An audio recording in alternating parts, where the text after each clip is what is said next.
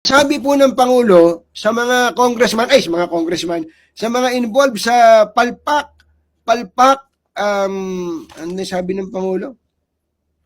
Gumuho at guni-guni na flood control projects, mahiya naman kayo.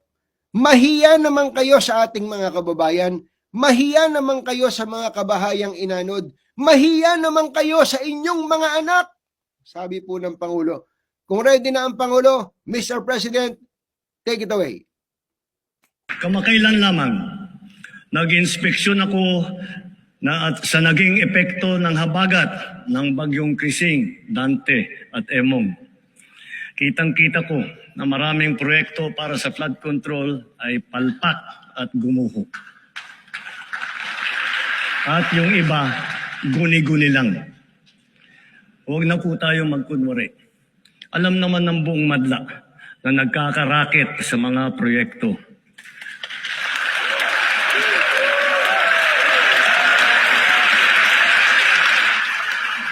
Mga kickback, mga initiative, errata, SOP, for the boys.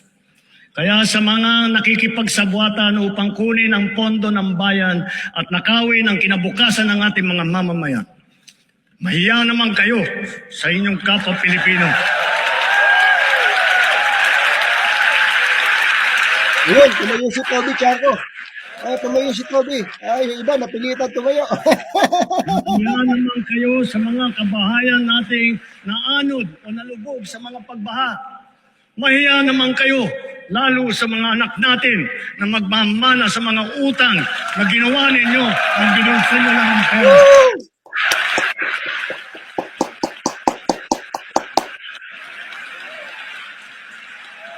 Tignan mo, si Toby Charco yung nangunguna sa pagtayo. Yung iba, nako, sige, sumunod kayo.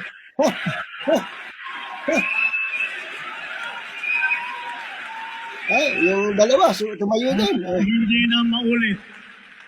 So that this will not happen again. First, the DPWH will immediately submit to me a list of all flood control projects from every region that were started or completed in the last 3 years. Second, the Regional Project Monitoring Committee shall examine that list of projects and give a report on those that have been failures, those that were not finished, and those that are alleged to be ghost projects.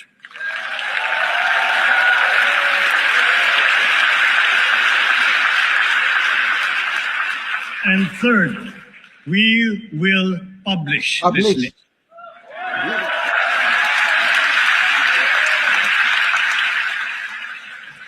Isa sa publiko natin ang listahang ito. Kaya ang publiko na saksi sa mga proyektong ito ay malayang suriin ang listahan at magbahagi ng kanilang nalalaman para makatulong sa ating investigasyon. Okay na tayo dun. Okay na. Mr. President, ayos na yun. Basta ako, may mga nagustuhan ako sa talumpati mo. Thank you din, banggit mo yung mga OFWs natin, including the sea-based workers, mga seafarers po natin. Thank you po, Mr. President.